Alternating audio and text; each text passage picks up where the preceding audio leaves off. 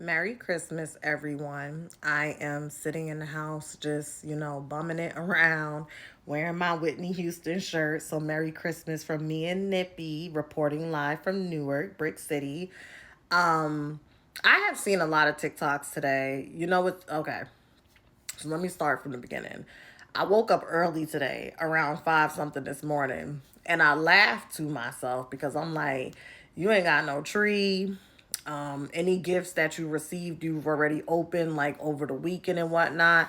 Hell, here in Newark, New Jersey, for me, it felt more like Christmas yesterday on Christmas Eve than today because when we woke up, it was snowing. The snow was sticking. And yeah, it just felt more like of a Christmas air and energy to me, if I'm being honest, yesterday. Um, so I was a bit more festive yesterday. But I woke up today and it was like 5 something this morning and I was laughing to myself because I just was like, even though I'm 29, it's still like that little girl energy within me. You know, like when you barely could sleep the night before Christmas because you were just so excited about what gifts you would get, this, that, and the third, wanting to catch Santa if that's something you believed in. And you would barely sleep and then you would wake up mad early. So I woke up, I was smoking, drank my coffee, had some breakfast, whatever the case may be, laid back down, and then I didn't get back up until around afternoon, showered, did all that jazz, took Tempe for a walk, and now we're back inside. And I seen a lot of TikToks where people were basically just talking about being alone, like it's their fifth Christmas being alone, their fourth Christmas, their third Christmas. And I could relate to that. You know, this is my third Christmas being alone.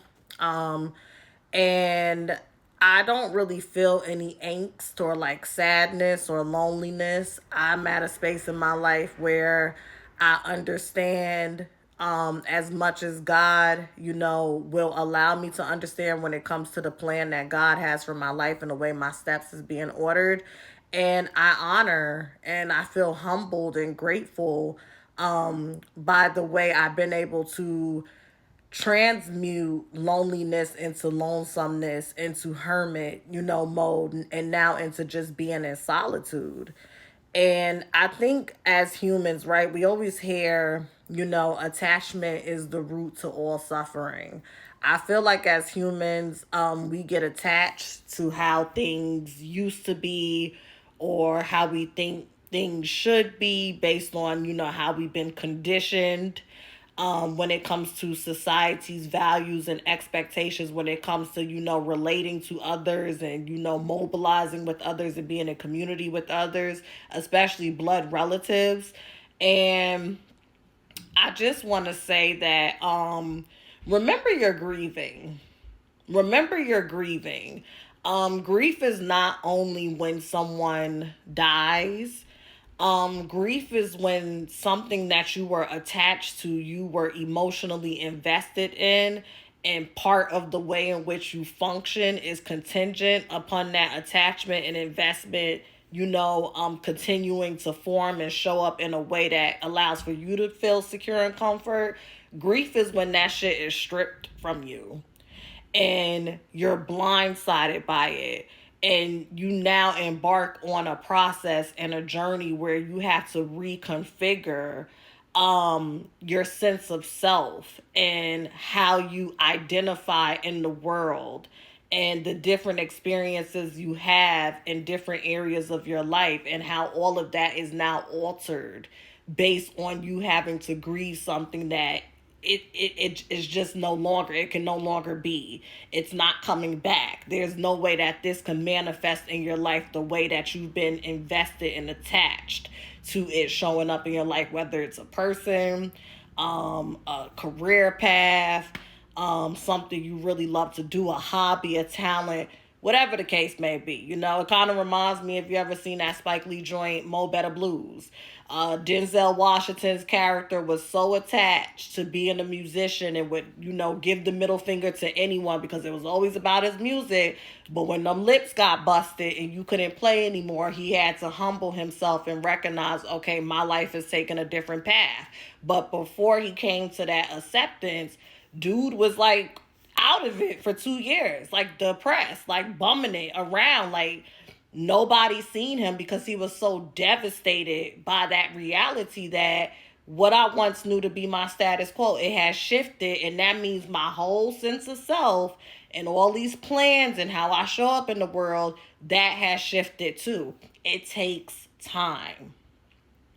And I say this as someone where I lost my mother in March of 2021. It followed by an estrangement, lost several other people, let go several other people, grew in separate directions from several other people, no longer in alignment with several other people. I've been in a constant state of grief. The only thing that has changed is my internal bandwidth and my ability and my strengths and the tools that these situations has given me, the way in which I integrate it, the way in which I discern what needs to be integrated at any given time.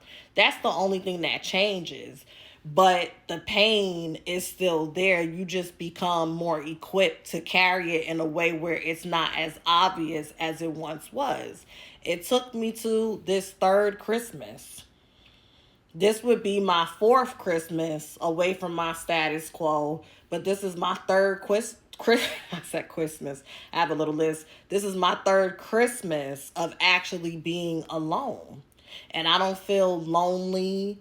I don't feel sad. I don't feel miserable. I don't feel like something is wrong with me. I don't feel like woe is me, but I have felt those ways. Last year, a month and a half before Christmas, I tried to take my life. I sliced my wrist. I don't know if y'all can see it. And I took my pills with alcohol, and my neighbor found me. So I am a walking testimony that miracles do exist. Sometimes you gotta lose your whole fucking mind and really crash all the way out. Don't hurt nobody and don't do anything illegal. All I did was hurt myself for you to really come to a form of being sane, going insane before you become sane. Because I'm not minimizing how any of you may feel, but now that I'm on the other side, for me and for those that resonate, you don't have to agree. A lot of that suffering after the initial juke, the knife to the back on your heart, just came from me being attached to what I thought it was or what I felt entitled that it should be prior to those rose-colored sunglasses being ripped off, prior to that carpet being pulled from underneath me, prior to that monkey wrench and that curveball coming from the universe. It just is what it is. So feel how you feel. I had to have, I want to say, 2 Christmases where I was just really not feeling it. 2 Thanksgivings, Mother's Days, Father's Days, whatever you want to call it, summers, where you see families getting together, barbecuing, and whatever, kikiing. I had to have like 2 straight years of that where I really allowed myself to be angry, bitter, jealous, mean, downright nasty, evil, just grief ridden before I could begin to really come to the other side. And what kept me is I gave myself permission to feel how I felt, but I also gave myself permission to be receptive in ways that weren't conscious and intentional to whatever God had for me and however God was ordering my steps, because I truly believe and understand and have faith in his plan will always reign supreme over our plans.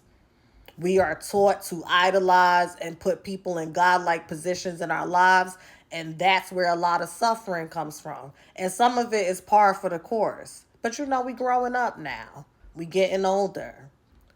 So when you know better, challenge yourself to do better. And if you can't do better right now, that's a form of knowing better too, because to know yourself is to know how to love yourself in every given moment. So Merry Christmas. I love you if no one has told you that. I really do. I see you. I've been you, but you will make it through. But take your time. And there's no right or wrong way to do this. And be kind to yourself, love on yourself, and Merry Christmas and Happy Holidays.